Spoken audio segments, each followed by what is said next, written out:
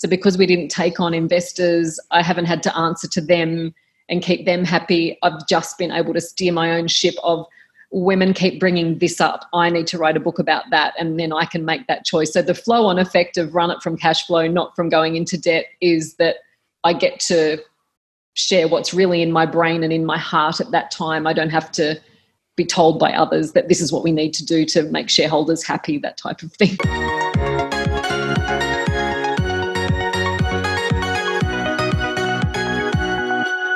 Well, Libby, thank you so much for joining me on the podcast today. It's an absolute pleasure, Lauren. Thank you so much for inviting me.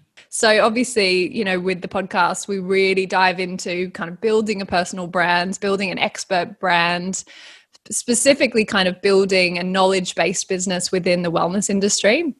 And so I want to explore all of that with you today, but I also want to kind of go back to the beginning. Can you share a little bit about your upbringing and what sort of how that shaped some of your career aspirations when you were younger? Mm-hmm.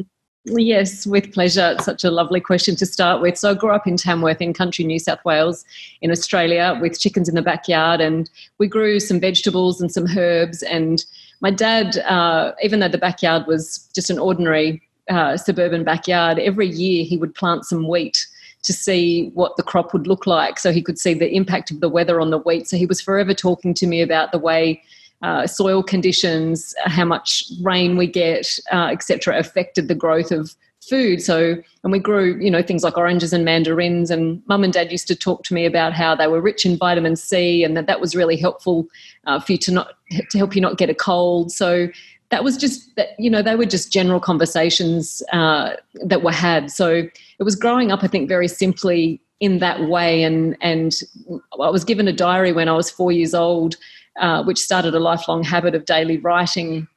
And the first things I wrote in that very first diary I was given was how many eggs I collected from the chickens that day, and still do that now that I have my own chickens. So they really, my parents really connected me to, I guess, where food comes from, and very subtly taught me the nutritional benefits of it, and that's something that I've carried on into the work that I do today in connecting, I guess, health information with children in a way that's meaningful to them. Because often when you say, eat this because it's healthy, that has no meaning to a child unless they've suffered in some way.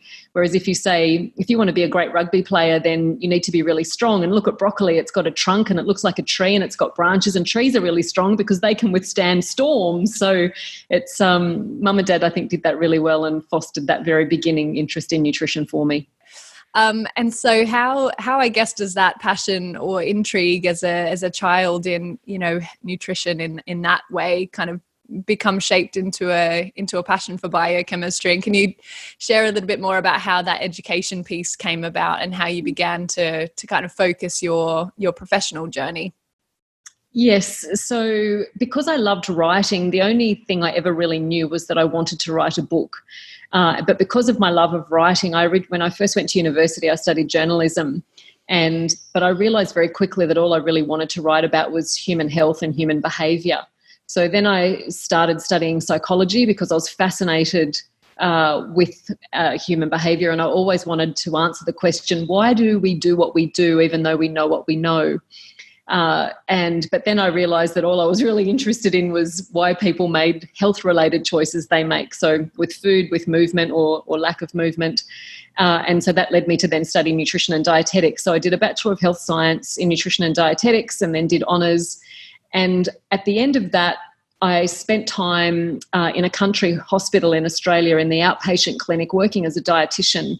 And at the end, my last 3 weeks in that position, I was allowed to see patients by myself as long as I reported back to the head dietitian. And across those couple of weeks, I saw a number of children of all different ages, and they were all suffering in very different ways, but they'd all had a lot of medical attention and they were still suffering, and they were sort of looking at nutrition as a last resort. And the dietary changes I made with the children, which was just stock standard to me, they got really positive outcomes to the point where some of the parents were in tears. They were just astonished at the difference. And so that led me to then phone the person who'd been my immunology lecturer and say, look, he wouldn't have known me from a bar of soap. I was one of 500 in his lecture. in third year, nutrition and dietetics. And I said, look, this is what I'm seeing, and it's got to involve the immune system. And I'm carrying on. And he said, you should do a PhD. And I said, oh, I'm no good at science. I'm a people person. I couldn't possibly do a research-based PhD. And he said, oh, that's ridiculous. Listen to your curiosity. That's all you need. And so that was how I ended up doing a PhD in biochemistry.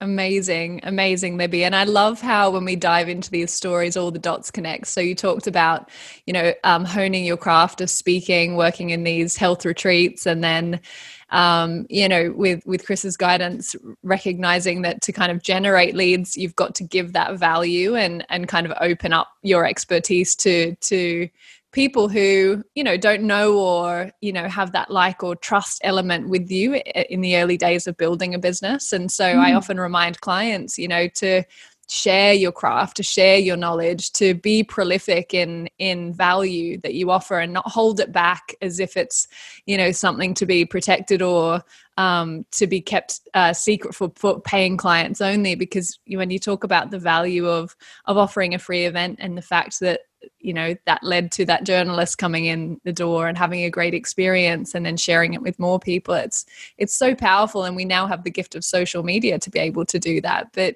you learned that in the form of kind of real human engagement and real live events. Very much so. And I can't tell you if it's hundreds, it could even be thousands of free articles I wrote to contribute to whether it was community newspapers or a magazine that someone had put together that was that was in childcare centres or that type of thing. And so you become. People start to link your name to your craft. So for me, it was if I was hopeful that if someone wanted to learn something about nutrition or about the inner workings of their body, their biochemistry, that they'd think, oh, I wonder what Libby has to say about that. So, and when your articles are out there, and obviously you can build your own website and share your blogs that way. But, back then there was some of that, but it was a lot of still printed publications and giving people access to your information for free. Absolutely. And so at the point that you and Chris met and started to kind of perhaps talk about what a business might look like for, the Dr. Libby Weaver brand, and you're now this sort of speaker and having kind of, I suppose at that point, maybe started to hone your expertise a little bit more on women's health. Was that sort of part of shaping the vision for more of the business that you work on together? Businesses do really well when there's an artist and an entrepreneur and a leader manager. And in our situation, I'm very much the artist. And it's tricky because artists love to get together with other artists and you just want to talk about your art.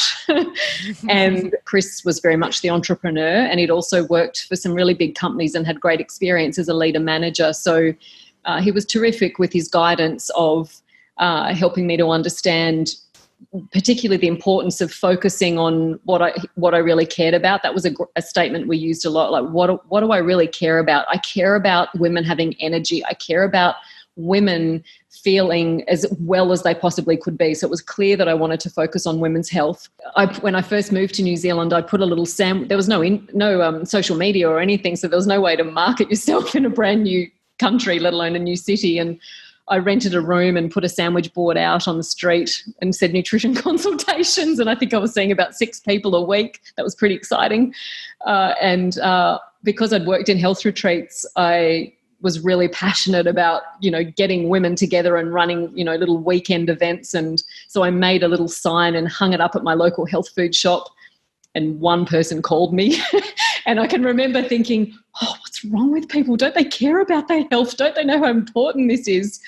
And then with Chris's guidance, he was like, okay, so we maybe should do this a little bit differently. So I ran a free event and spoke and shared the way I approach health. There are 3 pillars to my work: the nutritional, the biochemical, and the emotional. So sort of brought that to life. And at that point, so this is 2006, 2007, that was quite unique. So bringing those 3 pillars to life was really appealing to people. It was something new. And the free events were just feeding my consultations. And I was very fortunate that the work I was doing was having really good outcomes with a lot of people. Yeah, and let's not underestimate how much work that would have taken, how much time that would have taken, and then you have to trust that eventually that momentum will kick in, and that, you know, your reputation will build. But it does take that graft and really putting in that commitment to show people that you're in it for the long haul, that you're not just passing through, that you are really committed to this. And I suppose in retrospect, you recognize how important it is that you had that niche focus. For many of our listeners who are passionate about health or well-being, they feel like they have so much to share, so much that they're passionate about, so many facets. And so would you say that it became quite critical that you had that focus on women's health, and also the structure that your 3 pillars brought to your messaging? Absolutely, Lauren, without doubt. And part of that was I was very aware that to speak to women, and I still get this today, and it makes my heart sing. People will write to me or say to me, I feel like you've read my diary. And if I was trying to focus on everyone, if it was just a general message, I don't think that would have happened. So then the connection wouldn't have been as deep. The trust wouldn't have been as strong. Their thought process, if something goes awry with their body, I must go and look up in Libby's book what that said about that. So focusing allowed me to really express what I'd learned from my patients, but also, you know, women's beliefs around themselves can be quite different from men's. And as much as I care about men and men's health, I wanted this health messaging to be very targeted at women, and I couldn't have done that by trying to, you know, shoot a million arrows out. It was very much, I want them to feel my heart. I want them to know that I understand what it's like to experience X, Y, and Z.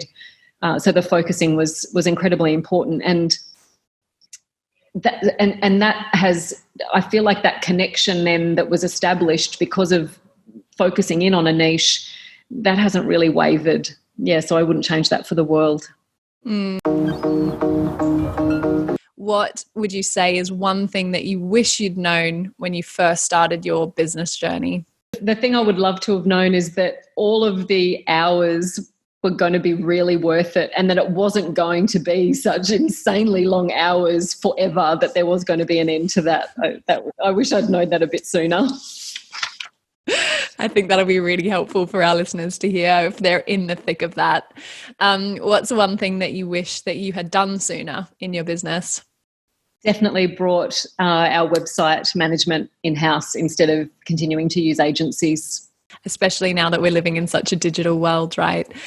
Why do you do what you do? To remind people of what they were born knowing, which is that they are enough. Because when people know they are enough, then they know they have enough, and rampant consumerism will hopefully slow down. And when we know we are enough, we treat other people with more patience, with more kindness, and it's that ripple effect that I am absolutely obsessed with.